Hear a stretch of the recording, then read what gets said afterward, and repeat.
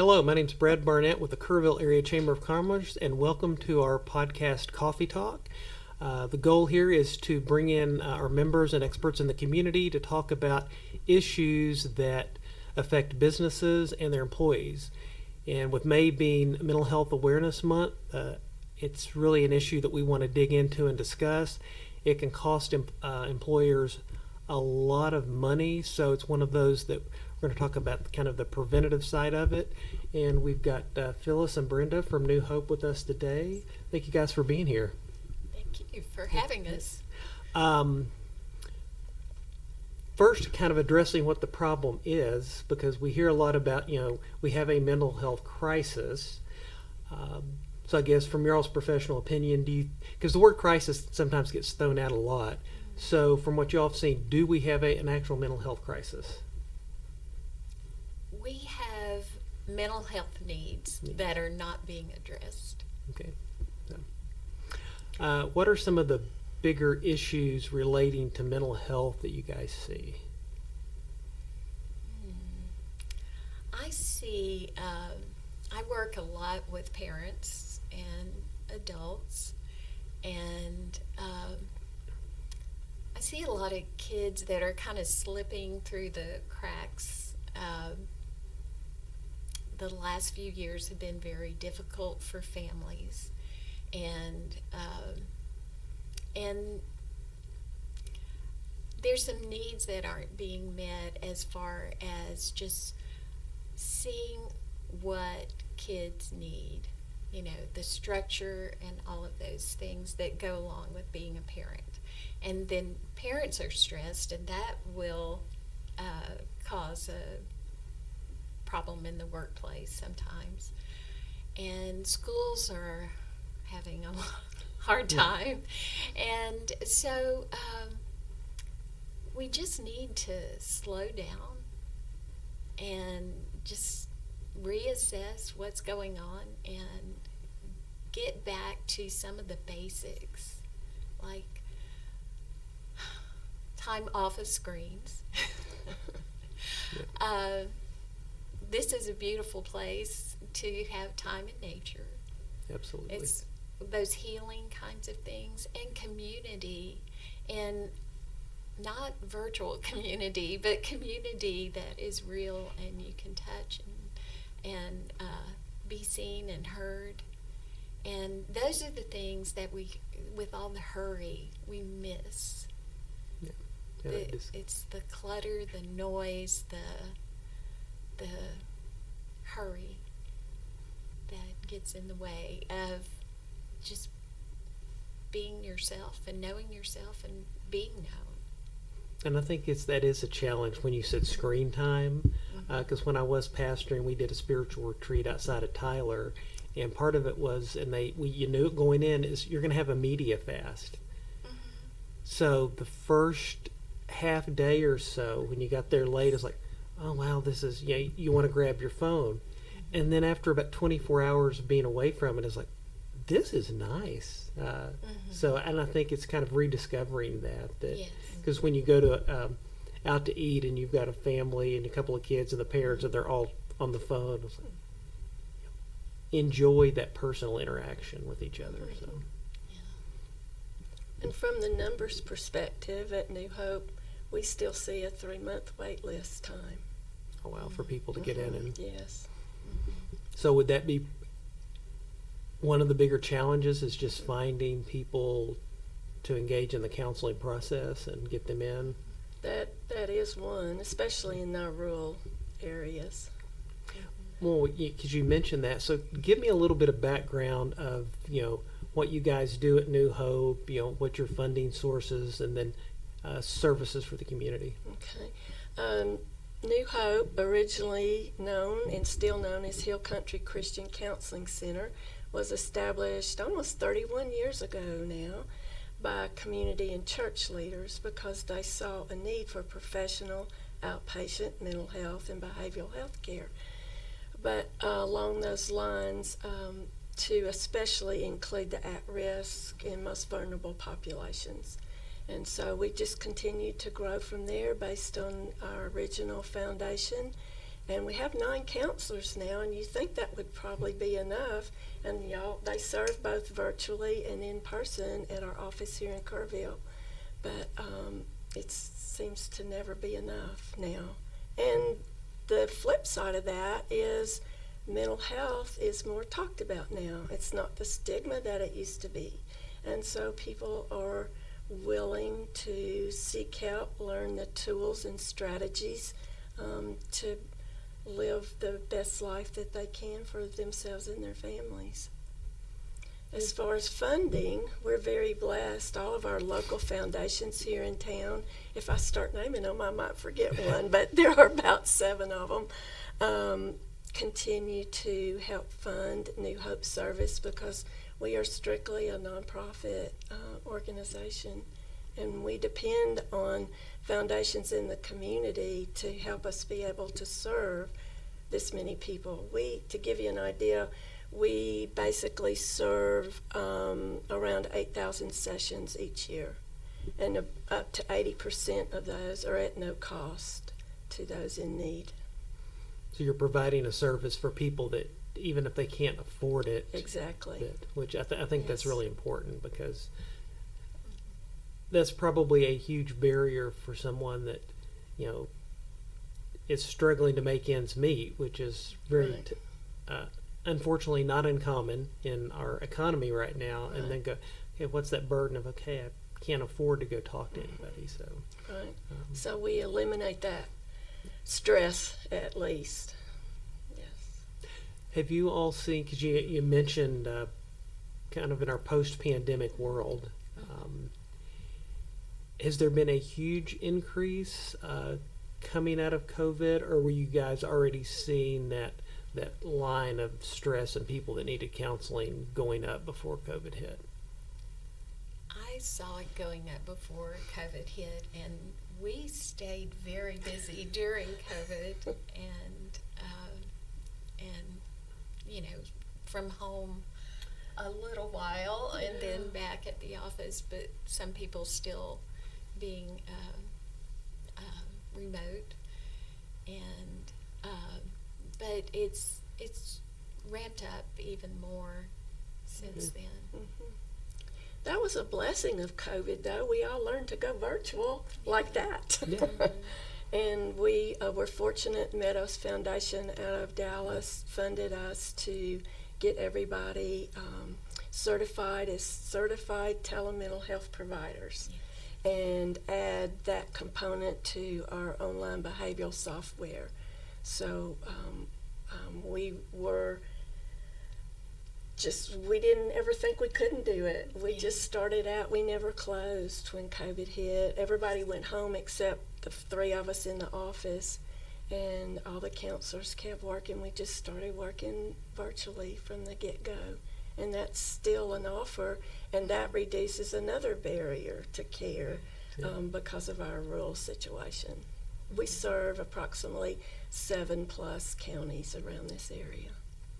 Well, I think a lot of people got used to it. Some people like being back. I think we're going to continue, hopefully, to see some hybrid in some types of business where, hey, we need people in the office for X number of hours, but can you spread that out and have them work remotely, Right. Even 1 or 2 days a week? So I think that will be, and talk a little bit about, I think you touched on the whole work-life balance. Why is that so important on the mental health, to keep your mental health healthy? We all need balance. And, there's one psychologist that parenting expert that I've listened to. He talks about, we either need to you need to turn down the faucet or keep mopping up the spill. Yeah. And if you can just kind of balance your life, he talks about decluttering, just having those routines and rhythms of family life, and that helps with work-life balance and everything, that just things are more predictable. The world is not a predictable place. We need to be flexible and ready for things, but things get so fear driven and rigid that it's hard to see, it's hard to think. And when you're just going on adrenaline from one crisis to the other, it's something's going to give. Yeah, you just don't feel like you can keep your head above water, and you're always treading. You're just treading, Yeah. yes. So, And we see that in the numbers, don't we? We assess with the PHQ-9 and the GAD-7s. The PHQ-9 is a depression assessment, and the GAD-7 is for anxiety. And when COVID started, and anxiety numbers were very high, and it continued to be difficult to get them lower. It took more and more sessions to get them lower, maybe I should say it that way. And we still see, as we track and document pre and post scores for each individual, we still see anxiety levels running high. And depression's a close second, but anxiety is still very high. So on the treatment side with depression, maybe it's not an either or both, but most of the people you're counseling with the depression, can it be treated with just counseling, or is it medication? It's a combination. it depends on the client for sure. You know, they we look at the whole person. And one of the things that Brenda has been looking into, we're doing a little trial run with our fitness watches, or that they measure stress levels and all that kind of stuff. With some of my clients, I'm using this to kind of get them into that sense of knowing when I need to take a little breathing break. It measures your sleep and the REM sleep and all of those kinds of things. So getting them keyed in on those physical things that are going on and how they relate to how your nervous system is experiencing what's going on around you. And then we work on different coping skills and strategies.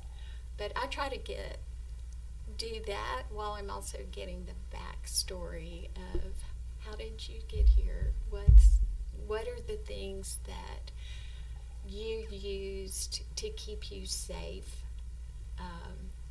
What are the things that you avoid or are drawn to? And just trying to get to know that person, the whole person, and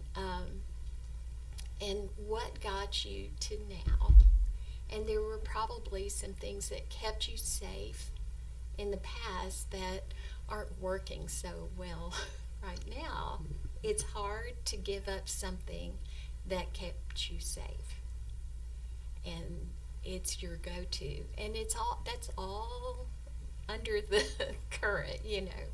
And so when in a safe environment with a safe person, you can kind of offload some of that and get to know yourself, not as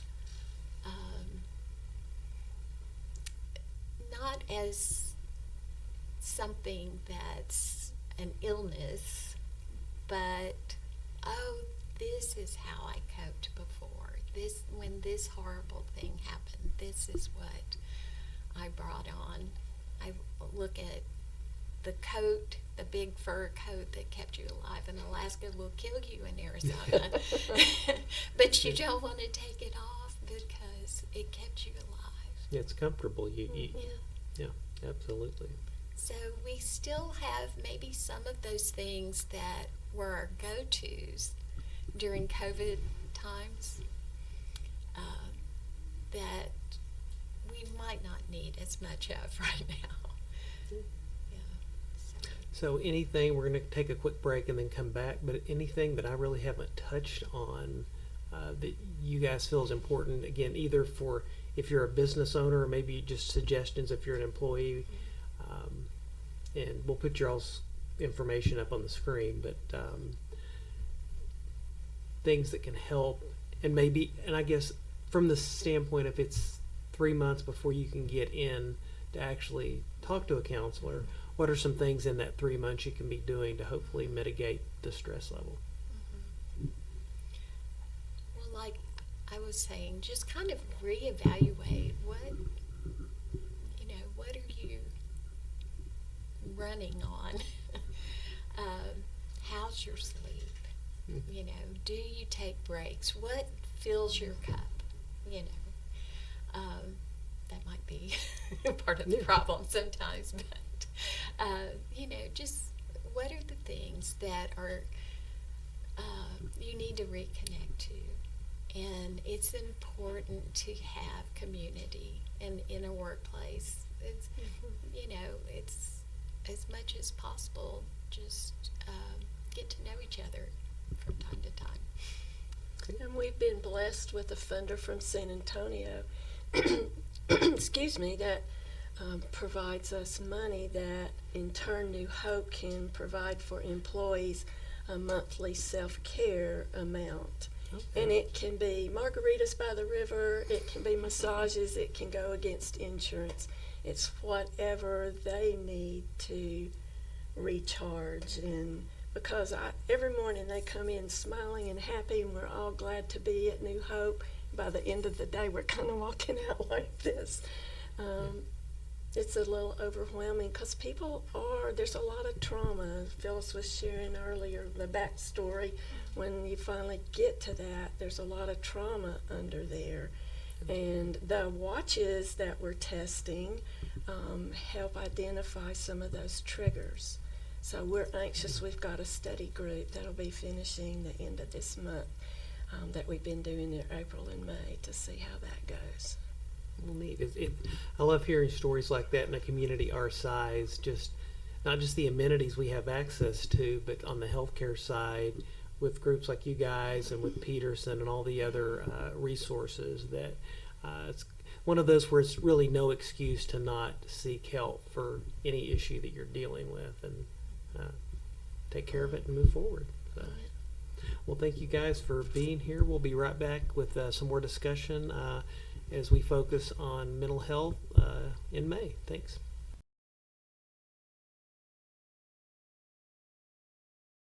Welcome back to Coffee Talk. We are focused on mental health in May, May's Mental Health Awareness Month, and Lisa from MHDD is joining us.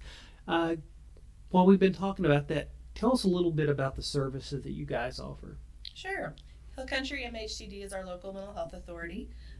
We cover a 19-county service area over 32,000 square miles, from Hays County all the way down to Uvalde, Del Rio areas. We are also a certified community behavioral health clinic, which means we provide integrated services to make sure people have access to primary health care, substance abuse treatment, mental health treatment. We're also the local IDD, Developmental Disability Authority, and so we do provide services to developmental disability as well.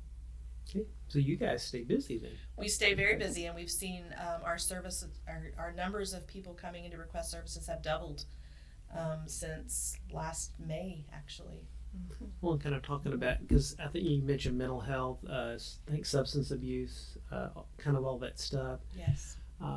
Same question we talked about earlier. I would assume that you guys have seen a huge increase once COVID hit. An increase, I think we're seeing more of an increase now that COVID is subsiding, and people are seeking help. There's been a lot of initiatives, a lot of events that have occurred that are encouraging people to reach out.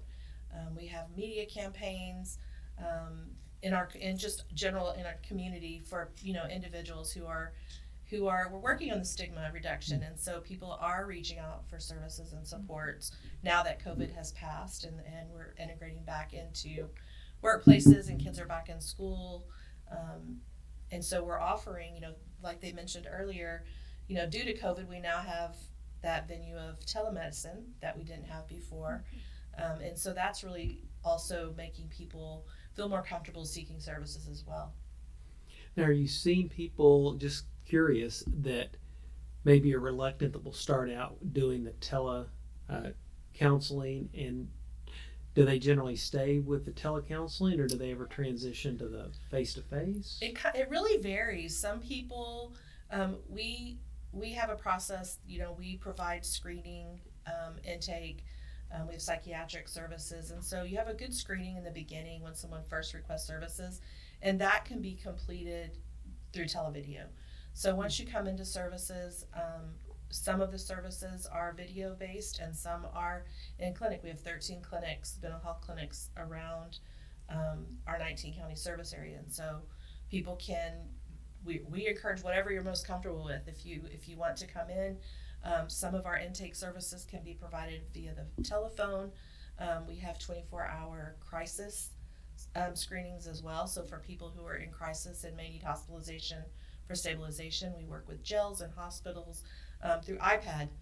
So our clinicians no longer have to go into homes. We can do the crisis assessment via iPad from wherever they are remotely. So the jails, the hospitals, community agencies, those types of things. And I love seeing that, because we talk about all the negatives that came out of COVID, but there definitely, I think, were some positives kind of pushing us in that direction. Yes, I think so too. And for some people, especially, some of our service areas are still considered frontier. So that is less resources than a rural community. And so for those individuals living in frontier areas, having that access to video is really important. A lot of people have telephones, and we have HIPAA compliant programs that we can contact you through your phone. They can link up for services that way as well. So yes, definitely a support having, that's a positive that's come out of COVID. Yeah. And Texas overall is working on more broader broadband services as well to help with that service. Yeah, I think that broadband, and I know there's been some talk in the current legislature about trying to have more money for mental health. So, and it's always that trick, how much trickles down to the local level, but I think any focus on the importance of it. And one of the things I think you both have mentioned about kind of the stigma, so versus even 5, 6, 7 years ago, what I guess has there been, or what kind of transition on that stigma, that if somebody said, I need to go to counseling, is that becoming more accepted to seek help? I think it's not only becoming more accepted, it's become almost a necessity, and people are recognizing, reasons, that it's a way to improve and that you can get better. And I think, through our media and our education, across the state, Texas has taken a lot of time to look at where the gaps are in mental health, and has done a lot of PR and relations work to get people to go in for mental health. And the funding pieces, of trying to improve well-being overall of not only mental health, but health and substance use, and how that all interplays together. It has an increase in the number of people requesting services. However, we still do have a shortage of mental health providers across our nation, not in just Texas. So for workforce, having to be creative and think of other ways to deliver services through state credentialing programs or such. And so more people coming into services, fewer people going into the healthcare field has caused a whole different parameter of necessity there. And that's probably, like you said, I think that's going to be across the board healthcare, whether it's mental health, physical, stuff, which is going to be that danger, which we've kind of had on the vocational side for years, how we told everybody you've got to get a 4-year degree, and then all of a sudden you've got welders, plumbers, everybody else, so those essential services aging out. So it sounds like on the mental health and healthcare in general, we may be facing the same thing in 10 years or less. We're there already. I mean, finding a psychiatrist is challenging. we do, thank goodness for televideo. You know, we have telepsych, different programs. You know, we've had postings for psychiatrists for months and no applicants. So that workforce shortage definitely is a barrier for mental health services. The good news is, I guess, that we're all working together Yes, to try we to support are. us all We are. to serve those as best we can, because Yes. we can all do together. We count on MHTD a lot. They can prescribe the medications that we do not do. They can send over a case manager that when we have a situation that might need some hospitalization. We do. It does take, and it takes not only our two agencies, Right. but in all of our communities, all of the community agencies working together. Right. You know, we all have our niche and our specialty things that we provide, but we do have overlap, and we do have shared individuals and services, and services that we have peer support, we have LCDCs for substance abuse, we have psychiatrists. They have amazing counselors. We have amazing counselors, but that's what they do. And so we have that nice partnership where you can come and get some of your services with us, some at we have a health clinic down the road, and then you can go to New Hope for some of your other counseling services and needs. So it does take a community working together. And we put together a group that doesn't have a name yet.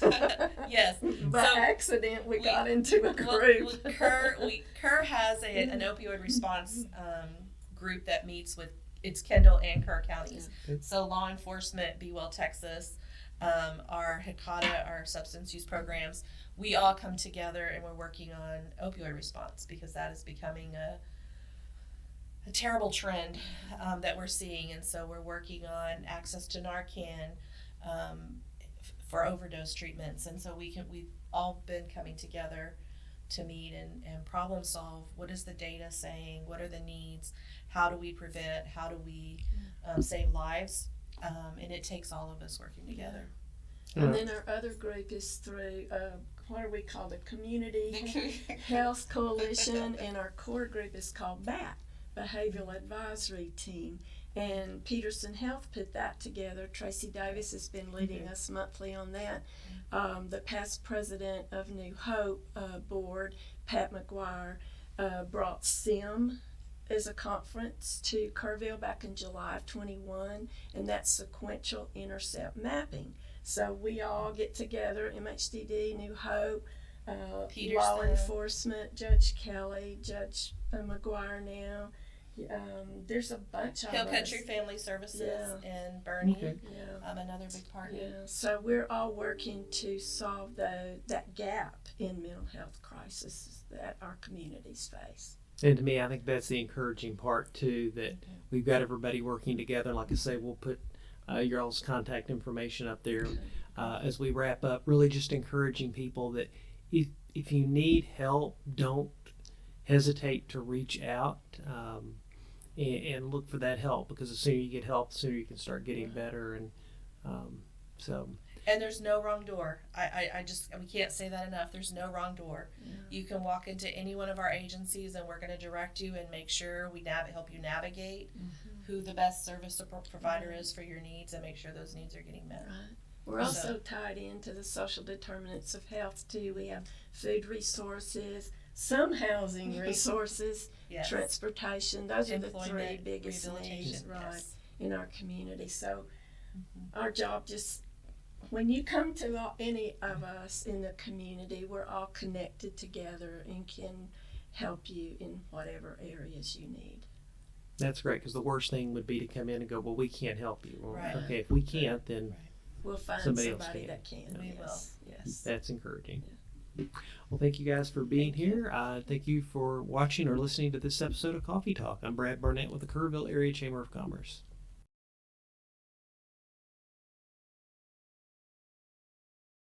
Welcome back to Coffee Talk. I'm Brad Barnett with the Kerrville Area Chamber of Commerce, and May is Mental Health Awareness Month. So as we've been talking about on this episode, really kind of the importance of mental health and how that affects workers. We're here with Bunny Bond from NAMI and Pete Calderon from the Texas State Hospital. But pre-pandemic, were y'all seeing increases in people reaching out for mental health services? And then what's that been like post-pandemic? Well, I'll speak for on our side. I'm not even so sure that we knew post-pandemic that we were going to have an increase due to COVID. But prior to that, studies were showing that the use of cell phones, social media with children, the increase was in adolescent kids, because we're now dealing with kids that have never been without a device, a social media, and so those were causing the big issues with anxiety and depression and all those things, and so the numbers in that group started to rise. And the numbers for adolescents has been on the rise, I think, as just pressure has increased on children to be so involved in sports, in other kinds of activities, and then with school and testing, those have been large pressures on children. Plus, people start thinking about children's college really early these days, as most parents know. And so they're very cognizant of everything their children do, and that kind of pressure on children. And sometimes I think that it's children not getting out and just playing every day after school. But certainly there was an increase pre-COVID, and it really has reached, just like the pandemic, almost epidemic proportions now. And I think the most critical thing is we need more people being trained in mental health. We need more licensed counselors. We need more psychiatrists. And these are things that NAMI, which is National Alliance on Mental Illness, supports and works toward. Research has always been a big component, as well as education and support and advocacy. And some of our previous guests mentioned up to a 3-month waiting list to get in to see a mental health professional. Is that something you guys see on your end, where it's apparently a backlog of or not enough workers? Very much so. I respond to calls, contacts from people searching. They're in crisis with an adolescent, and they are looking for help. And of course, they need help immediately.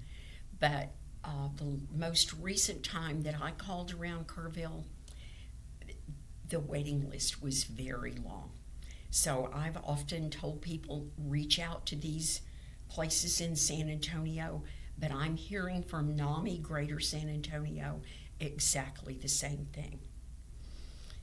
And I will say that schools and school districts are beginning to respond by hiring more social workers, more counselors. This is something NAMI really stresses and supports, is that school districts need funding in order to do this, because children have difficulty learning if their basic emotions are not somehow taken care of. We at Kerrville State Hospital, we are a 100% adult forensic facility. So you have to have committed an offense and have a mental illness in order to receive services from us. The state does recognize the need and the increase of the illness, of mental illness, and what comes along with that. The reason for new hospitals being built, expansions. Our expansion now is open, and we have, I think, 15 patients thus far. We'll get to 70. Again, due to COVID and hiring issues, those things have been a little delayed because we need to hire folks that are willing and wanting to come into the mental health field. The other thing, as far as the schools and adolescents, we have a volunteer services council at Kerrville State Hospital. They pick up where the state leaves off. The state does a great job with providing medications and therapies and meals and all that good stuff. But there's things that they cannot do. We cannot use state appropriated funds for certain things. So the VSC picks up on that. So they have a fundraiser coming up June the 10th at Shriner University. It's a Shatter the Stigma 5K, because that's what one of their goals is, to shatter the stigma and bring attention to mental illness and awareness in the community. And one of the ways that they did that a few years ago, we bought buddy benches for each school in KISD, even the high school. I think Centerpoint, Ingram, Harper, we bought buddy benches for all these schools that go into the elementaries, because again, it starts very young. Depression and anxiety starts at a very young age.